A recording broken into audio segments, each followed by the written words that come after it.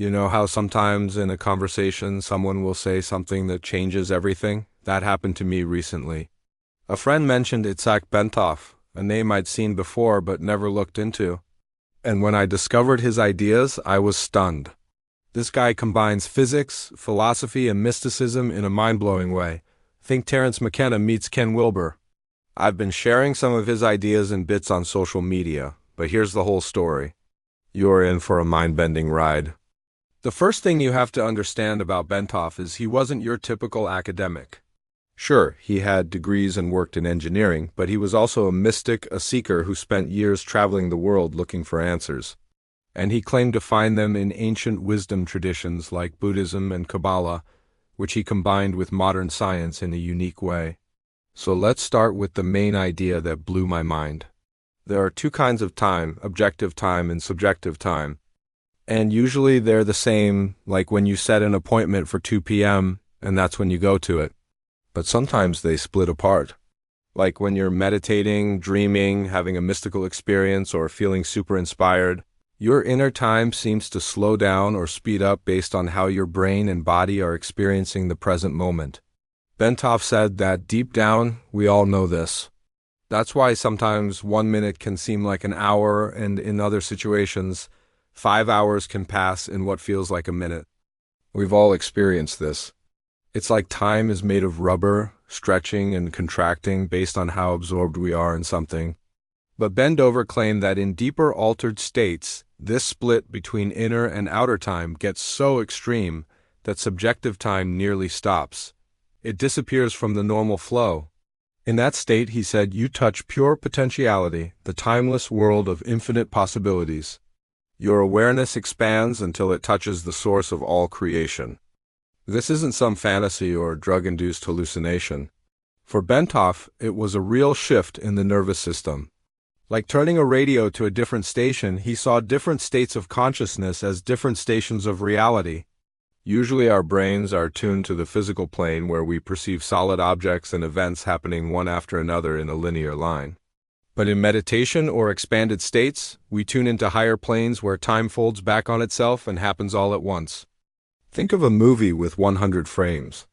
If you flash through each frame quickly, you see movement and action unfolding over time. But if you pause on any single frame, it looks still. This is similar to the idea of maya or illusion in Eastern philosophies. When we identify with our physical bodies and senses, it seems like we're living inside a movie made of frames that play one after another. But if we step back and realize we're more than just our bodies, then the illusion of separate frames dissolves and we see everything exists all at once. Time becomes space or space becomes time. Our awareness touches eternity. Bentov describes 7 major levels of consciousness stacked on top of each other. The lowest 3 are the physical, emotional, and mental planes where most people live.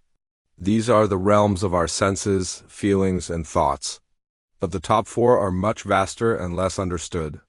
The intuitive plane is where intuition and inspiration come from. Then the transpersonal plane where we connect deeply with others and feel part of something greater. Next is the spiritual plane where we perceive subtle energies and higher dimensions. And finally, the highest level is pure awareness, the source of all creation, the ground of being.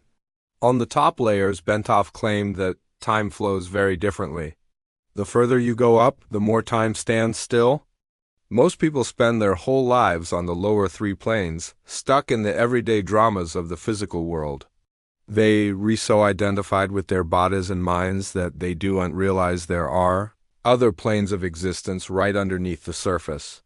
It's like living on the first floor of a building and believing there are no upper floors. But when you make the effort to explore, you discover there's a lot more reality out there. And this brings us to Bentov's most controversial idea, the doorway to eternity within us.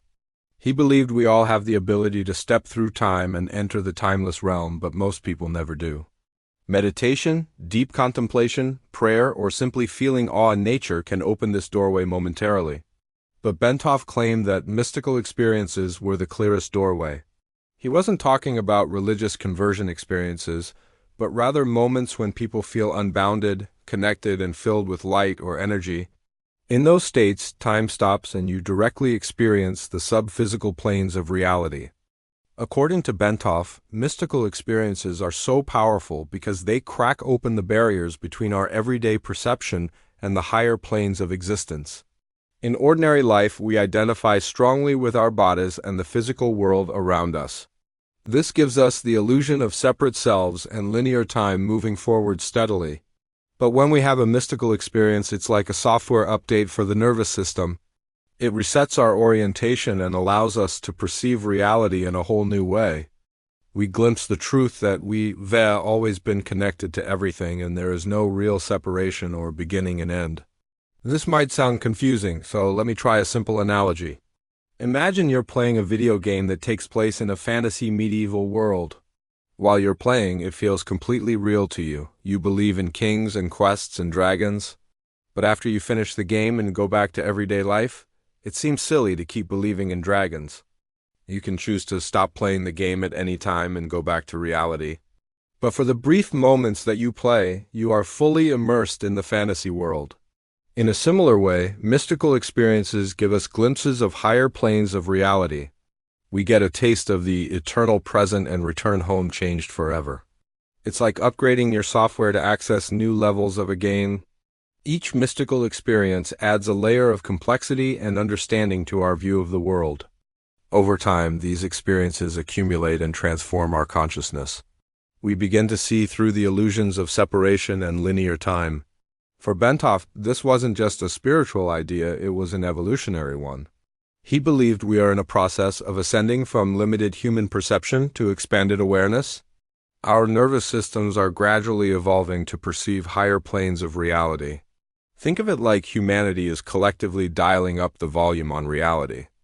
As our sensitivity increases, we tune into realities that were previously hidden from view. Mystical experiences are like radio signals from the universe showing us what's possible. The more attuned we become, the clearer the message. So what does this mean for us? How can we tap into this expanded reality? Bentov wasn't prescriptive about methods, but he clearly valued practices that open the doorways to higher planes, meditation, contemplation, prayer, and immersion in nature. By regularly stepping through these doorways, he believed we could ascend to higher levels of consciousness. With each upward step, we shed limitations and touch eternity. This is the essence of many spiritual traditions. To realize we are more than our physical bodies and everyday perceptions, that there are realms of existence beyond the ordinary. So if you feel drawn to explore, go for it. Experiment with practices that open your awareness. Who knows what doors you'll find within? Just remember, even if you can't see the doorway, it doesn't mean it's not there. And even if you can't glimpse eternity, the attempt itself changes you. The more you seek, the more you'll find. I hope you enjoyed this overview of Itzhak Bentov's ideas. If you want to learn more, check out the resources. Thanks for watching.